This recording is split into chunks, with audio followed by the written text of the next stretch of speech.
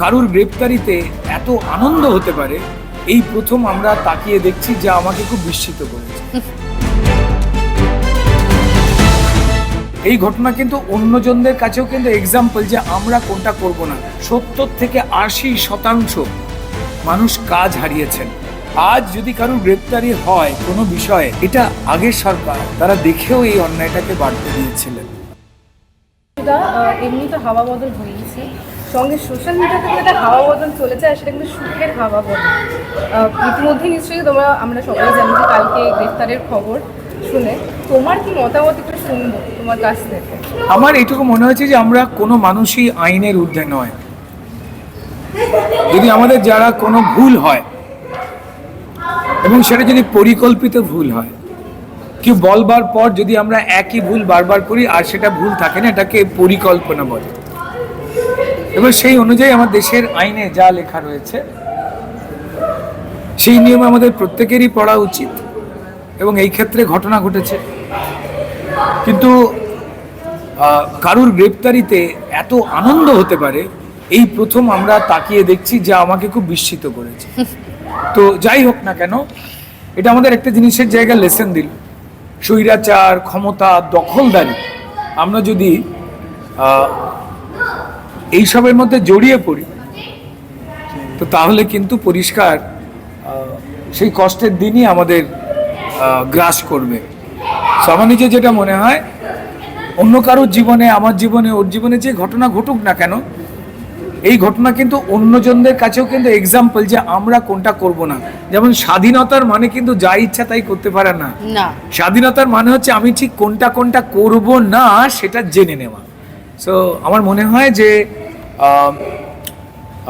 টলিপাড়ায় যেটাই হোক, টলিপাড়া আবার নিজের মতো করে সুস্থ হয়ে উঠুক এবং সেই পরিবেশ তৈরি হয়েছে। আমি ধন্যবাদ জানাবো আমাদের পশ্চিমবঙ্গের সম্মানীয় মুখ্যমন্ত্রীকে, যিনি ভয় আউট ভরসা ইনের কথা বলেছেন প্রত্যেকটি ক্ষেত্রে, যাতে প্রত্যেকটি মানুষ তার যোগ্যতার নিরিখে কাজ করতে পারেন।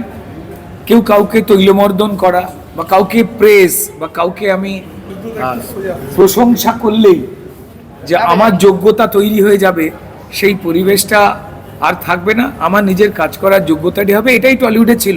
এমন একটা পরিবেশ হয়েছিল যেখানে বছরে 100-120টা সিনেমা হতো। এমন কড়া কড়া কঠিন নিয়ম যা ভারতবর্ষের কোথাও নেই, যা তৈরি করে দেওয়া হয়েছিল। তারপর সিনেমা বছরে 30-35টা এসে ঠেকেছিল। অর্থাৎ 70 থেকে 80% মানুষ কাজ হারিয়েছেন।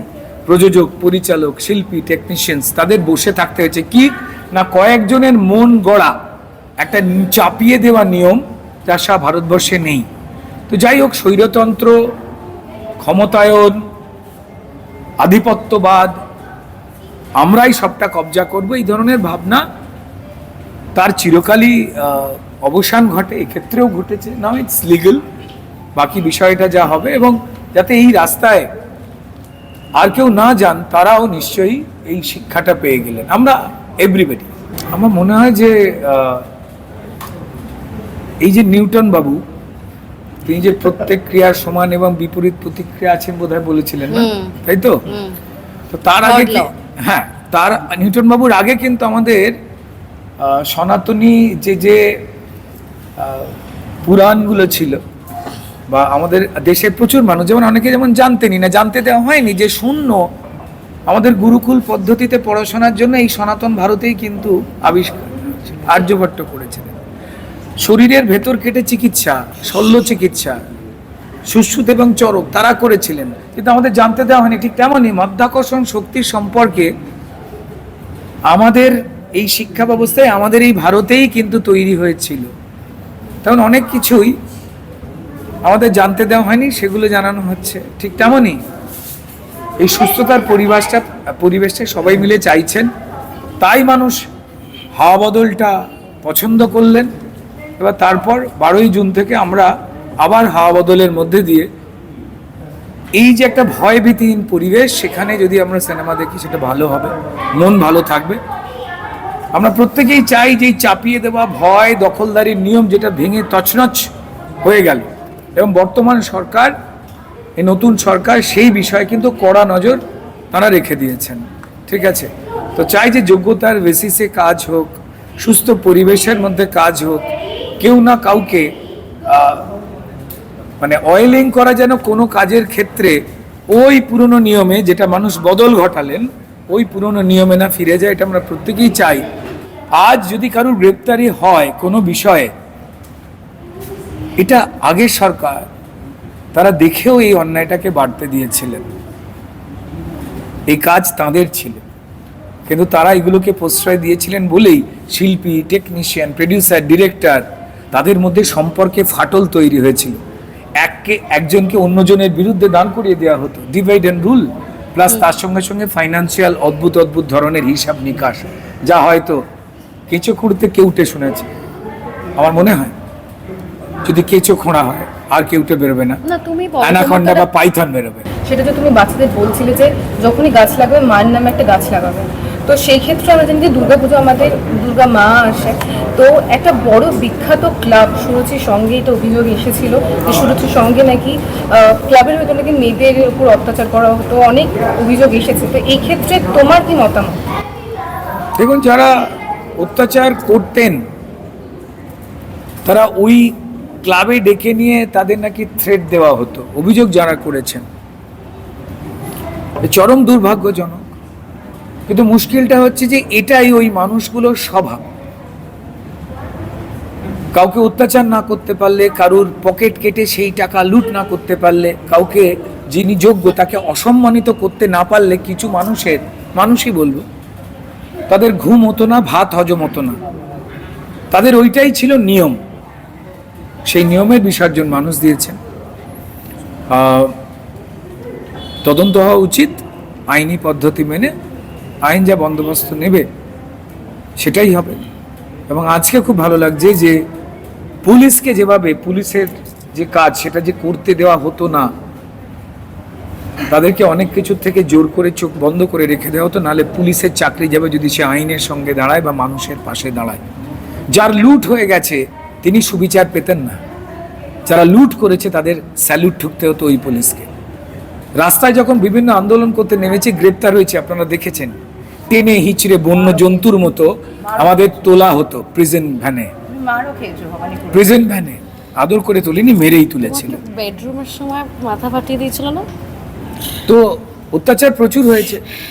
তো প্রিজন ভ্যানে তোলবার পর কিন্তু ওই পুলিশ দরজা বন্ধ হয়ে যাওয়ার পর হাত জোর করে ক্ষমা চাইতেন, বলতেন যে এই দৃশ্যটা বাড়িতে দেখলো, আমাকে বাড়িতে হয়তো আমার স্ত্রী, আমার কন্যা, আমার বাবা মা কথা বলবে না, কিন্তু স্যার ওই সরকারের নির্দেশ মেনে যদি আমরা না চলতাম তো তাহলে আমার চাকরিটা থাকতো না। আজ সেই পুলিশ মুক্ত, তার আইনের শাসন কিভাবে প্রতিষ্ঠা করতে হয় জানে। আর ধন্যবাদ জানাবো সম্মানীয় মুখ্যমন্ত্রীকে, যিনি প্রত্যেক মুহূর্তে রং, মত, পথ না দেখে, যিনি আইনকে সম্মান দিচ্ছেন না, আমার দেশের সংবিধানকে অসম্মান করছেন, তাদের বিরুদ্ধে ব্যবস্থা নেওয়ার জন্য সদা সতর্ক রেখে দিয়েছেন। তো ডেফিনেটলি আবার বলছি, ওই হাওয়া বদল যেটা মানুষ করলেন কদিন আগেই, তারপর বাংলা ইন্ডাস্ট্রির জন্য আবার হাওয়া বদলটা একটু, বাংলা ইন্ডাস্ট্রির জন্য আবার যে একটা সুন্দর হাওয়া বদল হয়েছে, এই পরিবেশটা সুন্দর হয়ে থাক। ছোটোখাটো দ্বন্দ্ব দু একটা টুকটাক হয়তো লেগে থাকে, কিন্তু বড় কোনো দ্বন্দ্বে যেন আমরা ভালো কাজ করতে না ভুলে যাই। আপনি প্রশ্ন করছিলেন স্বর্ণযুগ, দেখুন প্রত্যেকটা যুগের তো নিজস্ব একটা সময় থাকে। আমাদেরই অধিকার, আমরা পরিকাঠামোটা তৈরি করে দিয়েছি, বাবা মা টিচার রেখে দিয়েছেন, খাবার দাবার দিচ্ছেন যাতে আমার সন্তান ঠিক করে পড়াশোনা করতে পারে। আমি খাচ্ছি না, কিন্তু আমার সন্তান খাক, মন দিয়ে পড়ুক। সে যদি এখন বইয়ের ভেতরে কমিক্সের বই লুকিয়ে পড়ে, তো তাহলে তো স্বর্ণযুগ আসবে না। তাই বেসিক্যালি আমরা হাতে যেটাকে বেঁধে রাখবার চেষ্টা করি, এমন একটা জিনিস যেটাকে আসলে বাঁধাই যায় না। আমার বারবার এসে মনে হয় ঘড়িটা পড়ে আছি যে আমাদের প্রত্যেকের জন্য একটা করে নির্দিষ্ট দাগ কাটা রয়েছে, যে তোমার সময় সীমা এই অবধি। হয়তো আমরা ঘড়ি দেখার সময় দেখি যে আমরা সেই দিকে কতটা এগিয়ে যাচ্ছি, আর কতটা সামান্য কাজ করার সময় পড়ে বাকি। কিন্তু youth is not restricted to the young, তাই তো? You can be young at any age. একদম। তো কাজ করবার জন্য যে সময়টা পড়ে রয়েছে, পরিষ্কার ইয়াং এনার্জেটিক সাইকোলজি নিয়ে সবাইকে সঙ্গে নিয়ে কাজ করব। যোগ্য মানুষ কন্টেন্ট খুব গুরুত্বপূর্ণ বস্তু আজকের দিনের, অ্যান্ড পারফরমেন্স, আর পুরোটাকে জুড়ে দেবেন পরিচালক, এবং বাকি আমাদের যে টেকনিশিয়ান ভাইরা চূড়ান্ত পরিশ্রম করেন তাদের মেধাসম্মত পরিশ্রম। যা ব্রিলিয়েন্ট টেকনিশিয়ানস আমাদের এখানে রয়েছে, যা ব্রিলিয়েন্ট আর্টিস্ট আমাদের এখানে রয়েছে, আমরা সত্যি যদি একসঙ্গে ঠান্ডা মাথায় বসে কাজ করি, যে উৎপাতহীন পরিবেশ আজ টলিউড পেয়ে গেছে, তাতে নিশ্চয়ই আমরা আবার ভালো ভালো কাজ করতে পারবো।